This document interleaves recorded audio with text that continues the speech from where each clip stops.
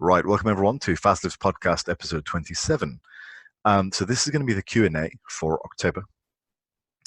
And I've got about 10 questions today. I'm going to just start and get straight into them. So let's begin. So I got a series of questions from a fellow off the forums, and they're pretty good questions. So basically, he's looking at the differences between evidence-based or research-based approaches versus the practical application. And what people have been doing, over the years. And he cites the example of fasted cardio. Science says that fasted cardio has no benefit, and that's a good example. I think there is a caveat to be made there as well. But let's go with the question first. So he says, "I'd like to hear some things that you disagree with."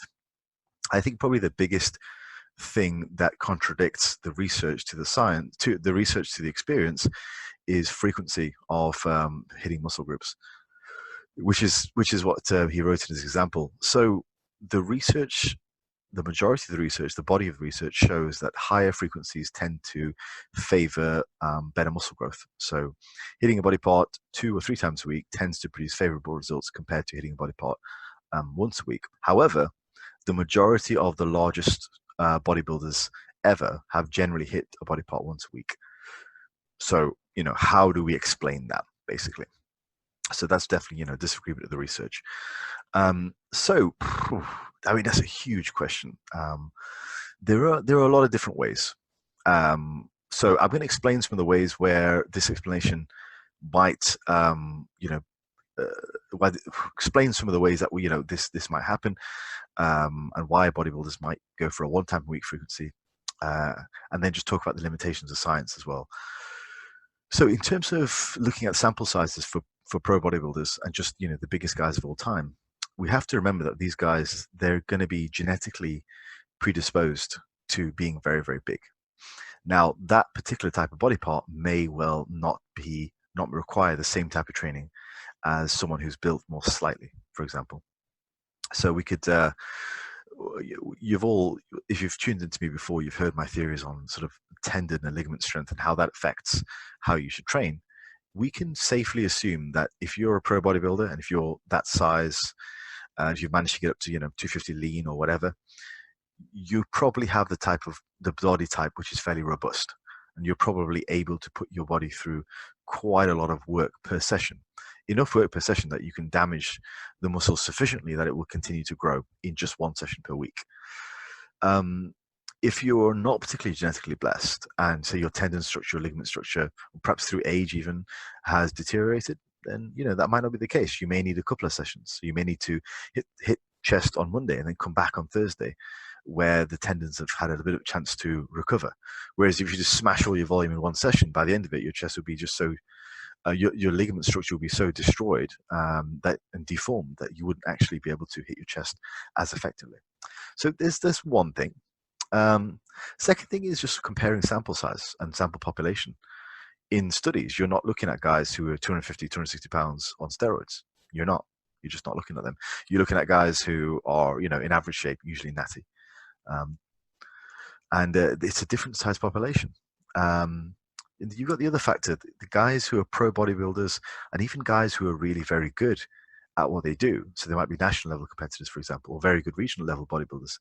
They're probably not going to sign up to a study for 3 months to do some random whack-ass training that's going to take them off their plan. Those type of bodybuilders who've got their shit together, they're generally not going to sign up to these studies.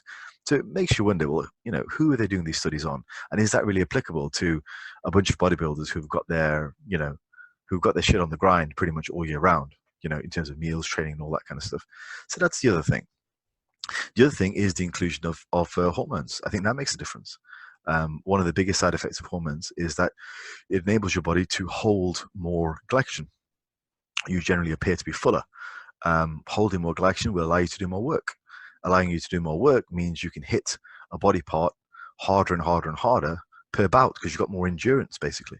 Like if you ever tried to do a workout when you're massively depleted, your endurance pretty much peters out after 1 or 2 exercises. If you do a workout where you're very, very full, then you can do more work. Imagine if you were very full and your body was artificially holding even more glycogen just due to the hormones. You can do even more work per session. So that's another difference there as well. There are a huge number of differences.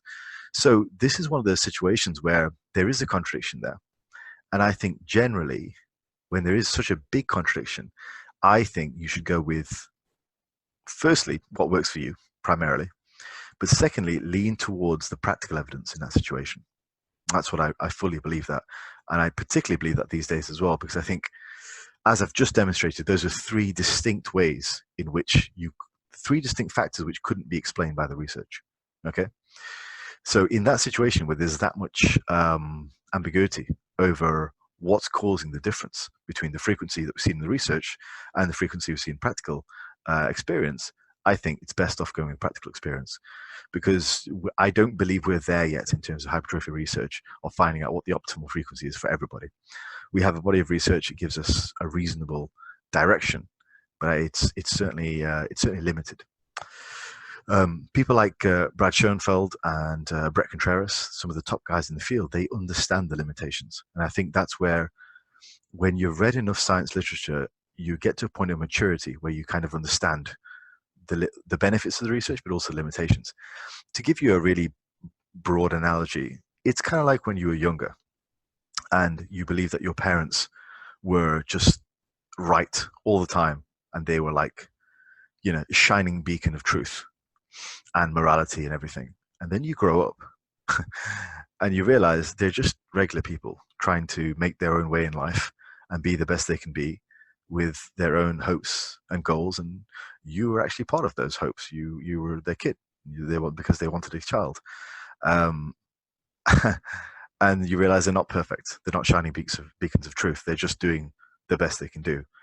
And I think in the same way, when you mature and you've read enough scientific literature and you mature in your approach, you realize science is perfect. And we are really just doing the best we can with what we've got. And I think if you understand that and you recognize that, it'll save you from jumping online and starting arguments with people and saying, well, science says this, or you dumb bodybuilders will be bigger and better training, with more frequency. And, believe me, I've read people who've written that. In fact, I read something similar to that today, and the ignorance masquerading as arrogance was incredible. But that's just youth, is what it is.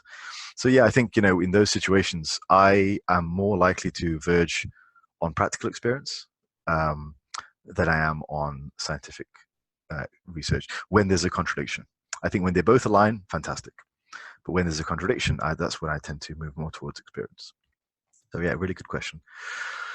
This is from the same guy. Do you think most people need, he's talking about side delt development. And he says, do you think most people need anything more than side raises, or you're better off just blasting around side raises? Do you need things like upright rows, barbell presses, all that kind of stuff? Well, I'll say this. The majority of my delt work is lateral raises of various kinds. So cable, dumbbell is my preference. So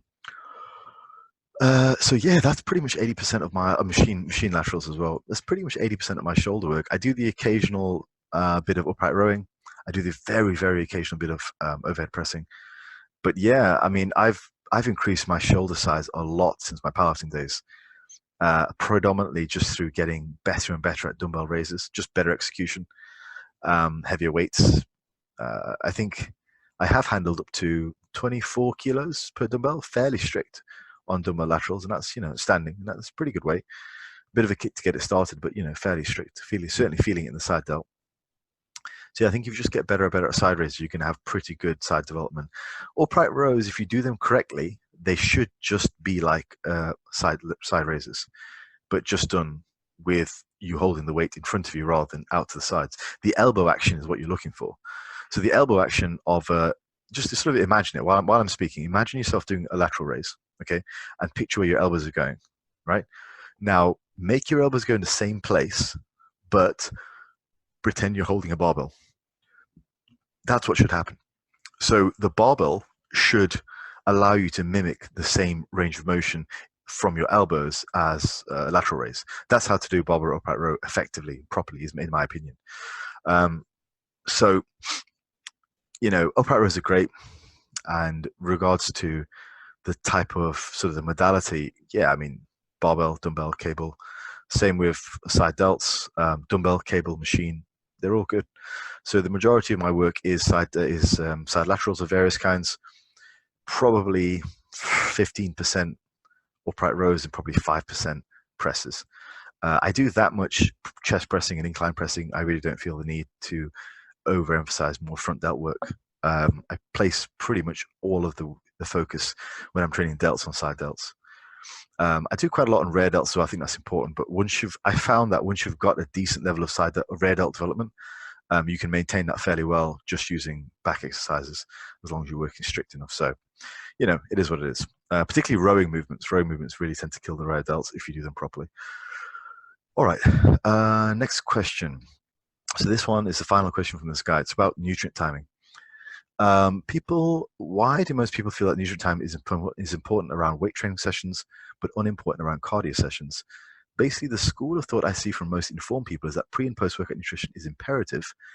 But then people say basically you can eat your daily 2,000 calories as far away from cardio as possible, fasted, or shovel them all down before you hop on the treadmill, and results will be the same: pure calories in versus calories out. I think you've got to factor a couple of practical factors here as well. I don't see that many people eating a massive amount pre-workout. I think a little bit pre-workout's fine. I recommend a little bit pre-workout. I don't recommend massive amounts. Post-workout nutrition, yeah, I don't think it is imperative really. We know that the anabolic window isn't an hour like we used to think. It's probably longer than that. I think it's bigger the more advanced you are. Sorry, I think the window is shorter, narrower the more advanced you are. So I think you have less room for error. But for the average gym rat, no, I don't see it really. Come out the gym, go home, get a meal. I don't necessarily see the point of having a protein shake. I don't. Straight after. I think it's post-workout nutrition becomes very important if you're training twice a day, or if you're training before bed. But aside from that, no, I don't see it as that important, to be honest. I don't even see pre-workout as that important. It's a thing. It's part of a plan. If you know what type of pre-workout to take, you can get some good pumps, good vascularity, all that kind of stuff. I don't consider them imperative, really. With regards to cardio, eating before cardio, you can do, but you're probably going to puke up. Yeah, I don't know. I think a lot of this is preference. Regarding the fasted cardio, I was going to cover it in the other question, but I'll get to it now. Regarding fasted cardio, I've said this on the podcast before. Fasted cardio only makes sense if you're doing it if it's in combination with some pretty gnarly bodybuilding drugs. So that's the only place. It's the only situation where it has a place. As like there's a concrete argument to say, okay, there's a reason we're doing this. Otherwise, not really.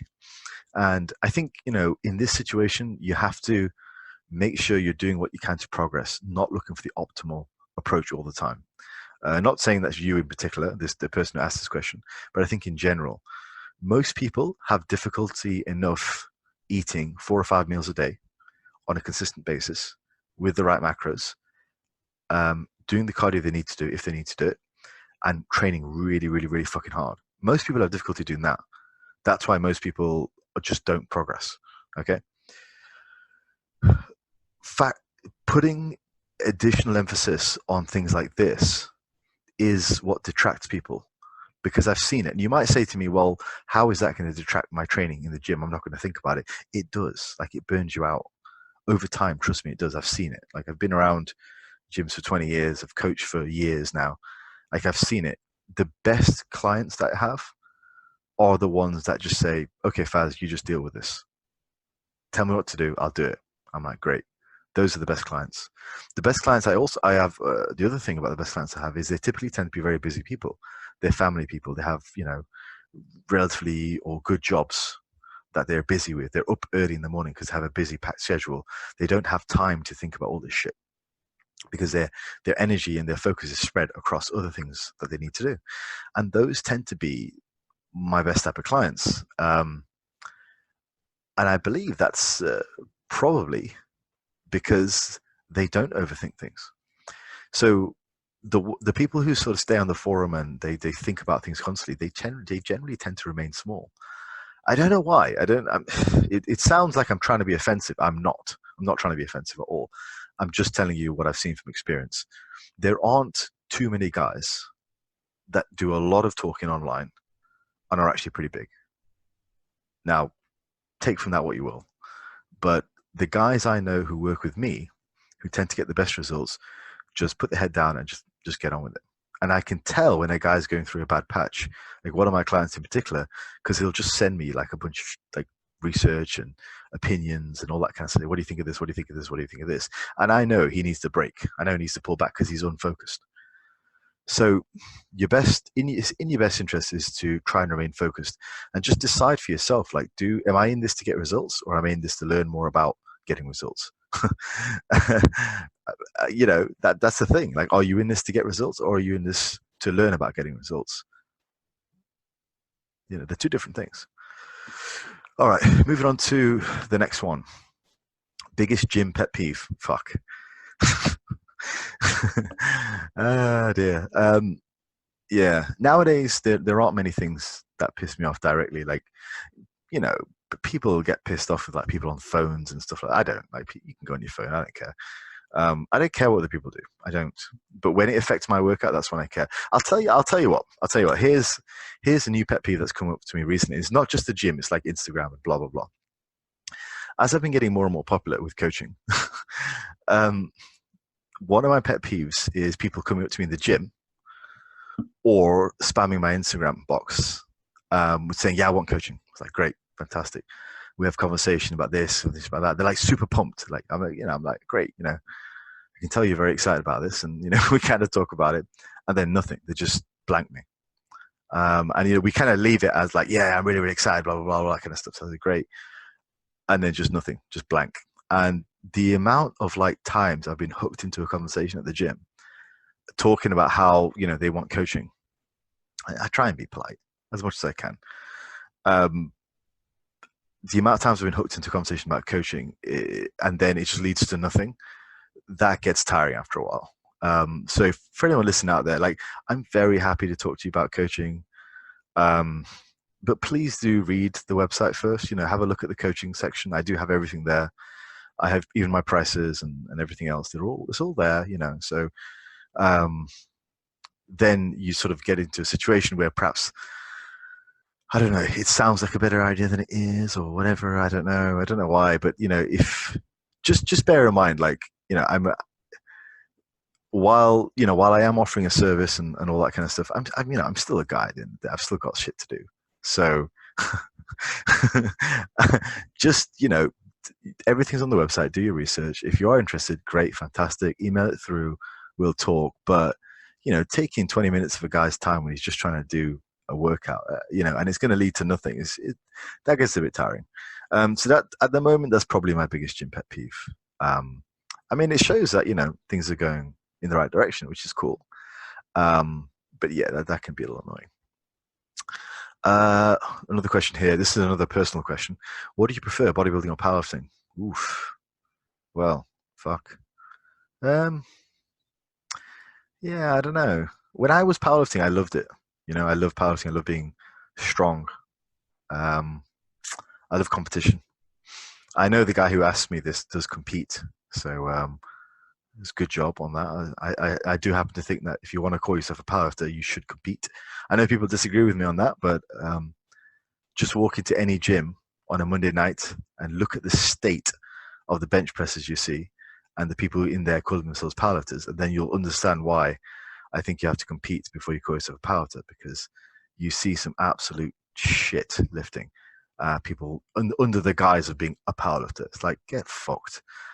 You wouldn't pass one lift in a competition lifting like that. So yeah, I do happen to think that you need to compete first, so you understand what the standards are. You just need to take a look at like any one of those bodybuilding fail channels on Instagram to understand why I say this, because everybody thinks they're a powerlifter when they're benching with their ass off the bench, and the mates helping them with the bar, and yeah, bench 100 kilos, woo. So yeah, a bit of a tangent, but do I prefer bodybuilding or powerlifting? I've competed in both. Overall, I couldn't say. I couldn't say. I came to the conclusion after my bodybuilding competition that I just loved competition in general. I don't really care what it is. I love sporting competition. So I loved bodybuilding when I was doing it. So I love powerlifting when I was doing it. I love bodybuilding now.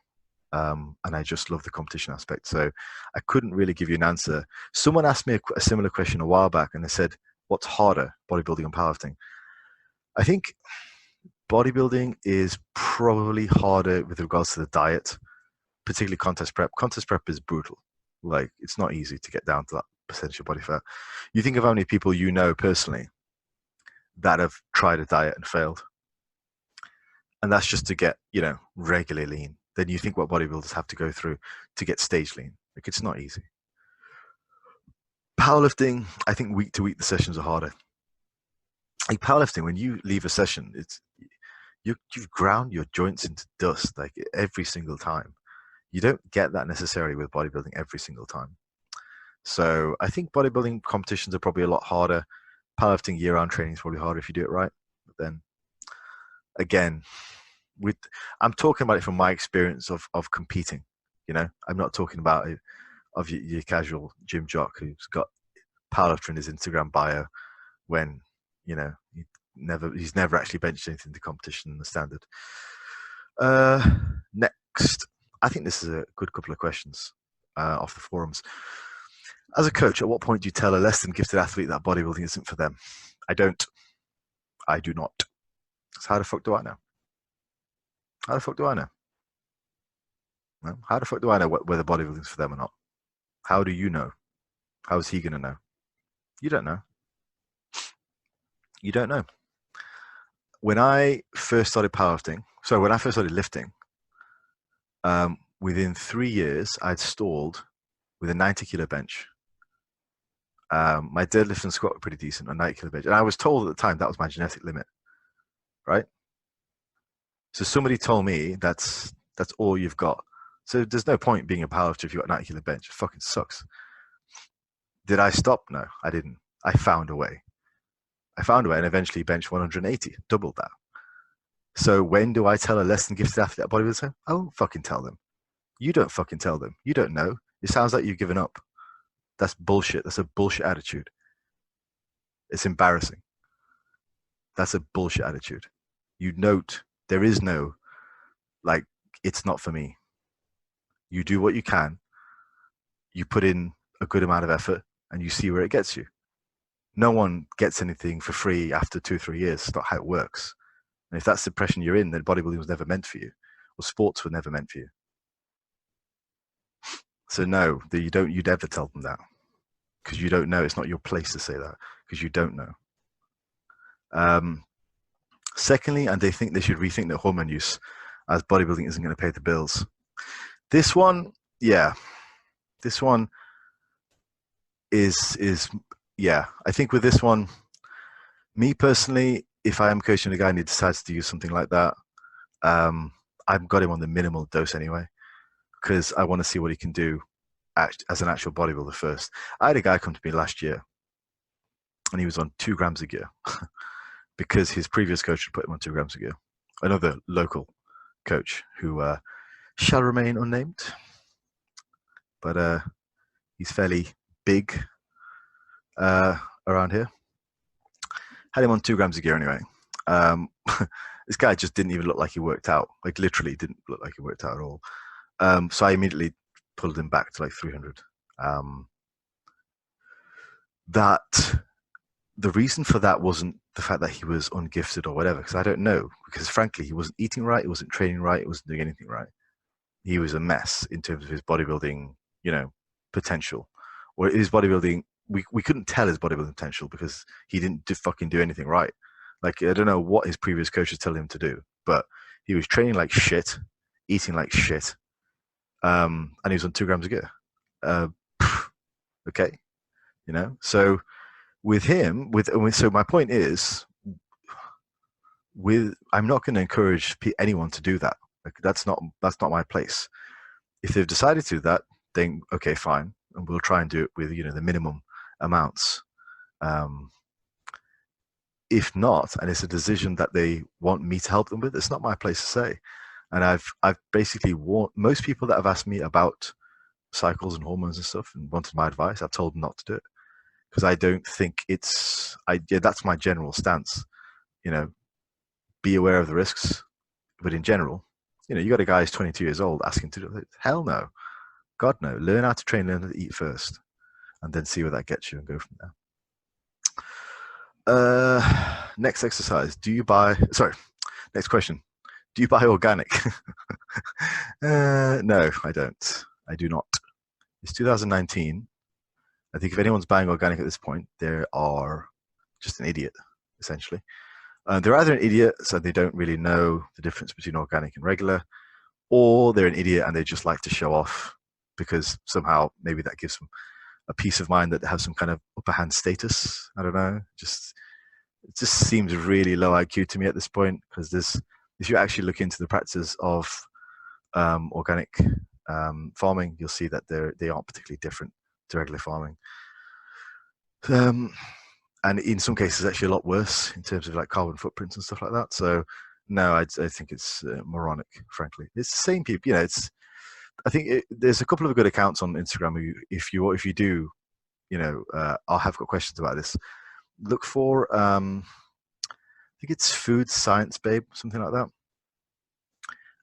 on Instagram, and also anti diet nutrition. I think those two are pretty good when it comes to stuff like this. Yes, I would look to them for some answers, but no, I'd say if you're still eating organic now, it's like still having BCAAs. You're just basically telling the world you're stupid. That's essentially what it is. So yeah, no, not something I'm in the habit of doing. Last question: what have you done to work around exercise you can no longer do? This is a good question. For the most part, I tend to avoid most barbell exercises these days. It's a damn shame because for about 15 to 20 years, that's all I did was barbell exercises. But over time, those are the ones, for whatever reason, that seem to just cause me niggles, cause me little muscle strains, all that kind of stuff. So I don't bench anymore. If I deadlift, it's stiff leg and fairly light. If I squat, it's on a Smith machine. But for the majority, to be fair, with the deadlift and the squat, I'm only doing them because the current gym I'm at really lacks equipment when it comes to those areas. So I'll be moving to a new gym in November, and I'm going to be more than likely using pretty much exclusively machines. I don't think there's anything wrong with that. I think if you go from, say, 3 plates on a hammer chest press to 5 plates over the course of a couple of years, your chest is going to grow. And you can say the same about leg exercises and back exercises and stuff like that. So things you can do, you can warm up with an isolation exercise. So let's say you're working legs, okay? You can start by placing leg extensions at the beginning of the workout. After that, you might do leg press. After that, you might do a squat variation. Or if you're splitting your volume across the week, which you probably should be, you could just do a leg extension and then a leg press.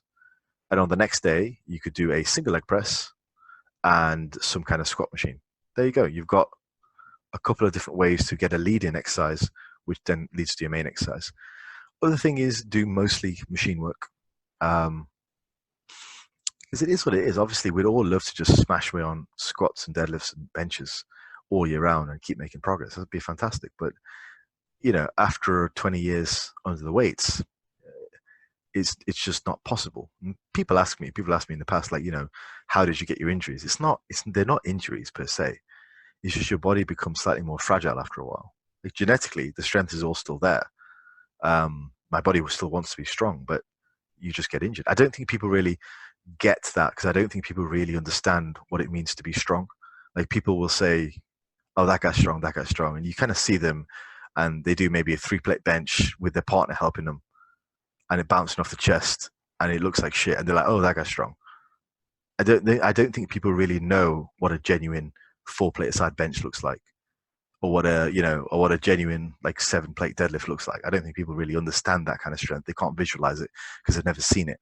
So that kind of strength leaves a mark on the body, which is not an injury. It's just degradation, wear and tear. So I wouldn't change anything. I loved it. I